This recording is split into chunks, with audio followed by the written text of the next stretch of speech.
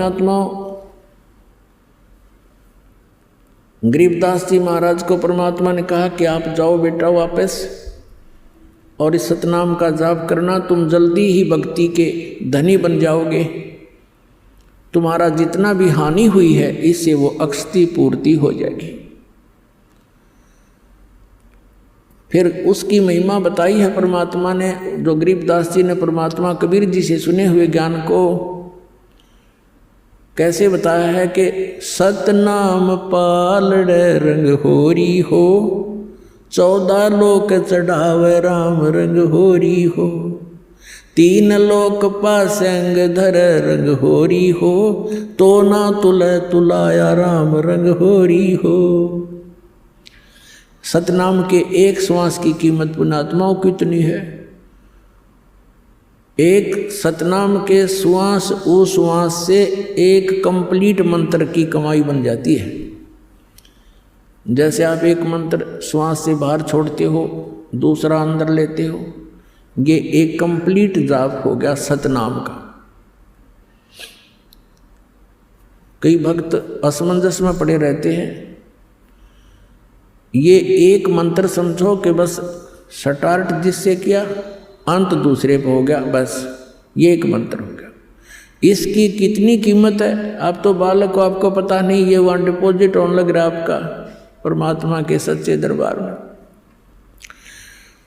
कि एक परमात्मा कबीर साहब ने बताया है, गरीबदास साहिब जी के माध्यम से ये ज्ञान दिया है कि एक तराजू के एक पलड़े में, ताखड़ी के बैलेंस अंग्रेजी में कहते हैं इस तराजू को, एक पलड़े में कहते हैं सतनाम का एक सिमरन की कीमत रख दे, वैल्यू।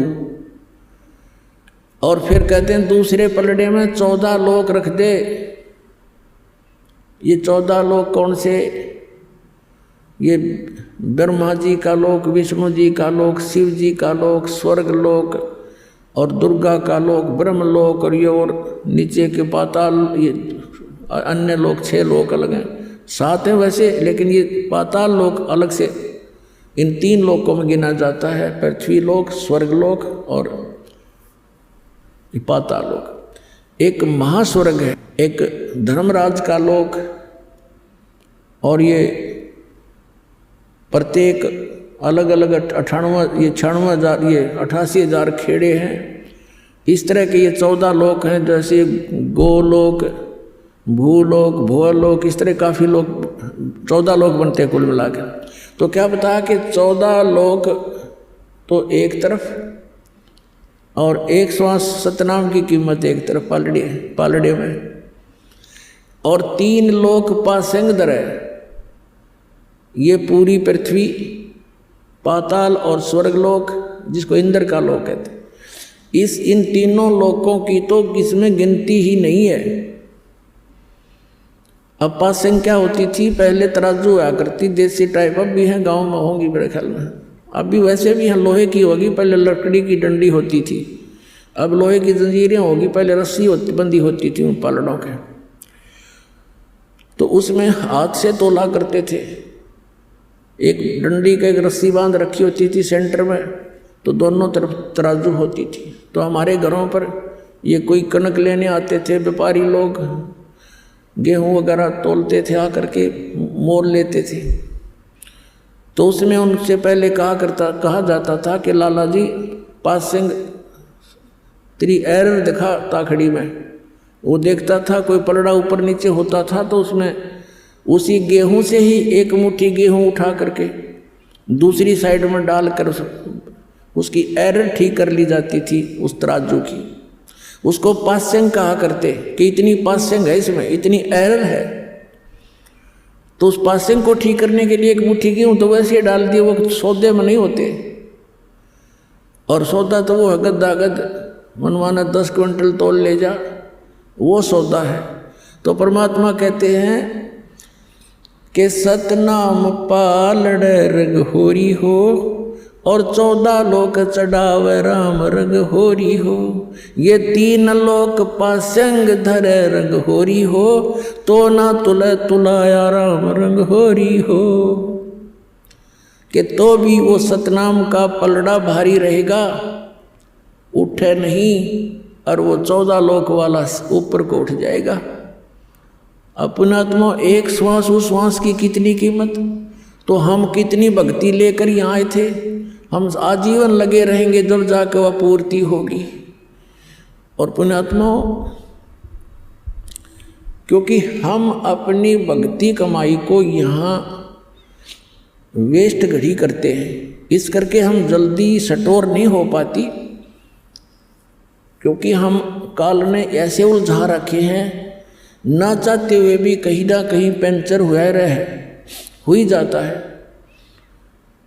किसी ना किसी कारण से कोई बच्चे को दुख आ गया तो उसको अंतरात्मा से काल हमें ठगवा ही देता है।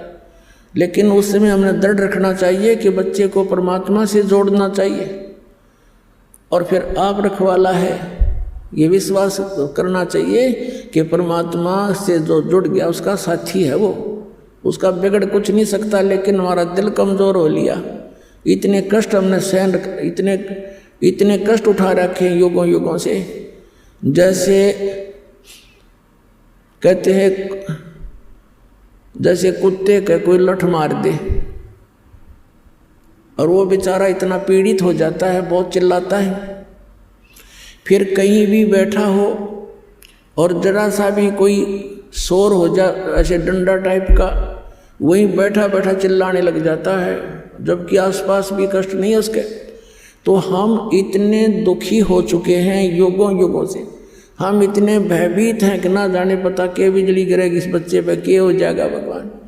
तो हम डरते रहते हैं, और हम उस डर के कारण अपनी भक्ति को भी उसमें कुछ ना कुछ डिवाइड कर ही देते हैं। जैसा भी है अब लगे रहो, एक दिन ऐसा आएगा आपका सारी समझ में आ जाएगी, और फिर भगवान उनका रखवाला दिखाई देगा आपको। तो इस प्रकार हम अपनी भक्ति का नाश गणा करते हैं, आशीर्वाद दे देते हैं, किसी के हाथ सिर पर हाथ रख दिया, आपके कोई चरण छुए, सिर पर हाथ रख दिया, आपकी गई पूंजी ढेर सारी।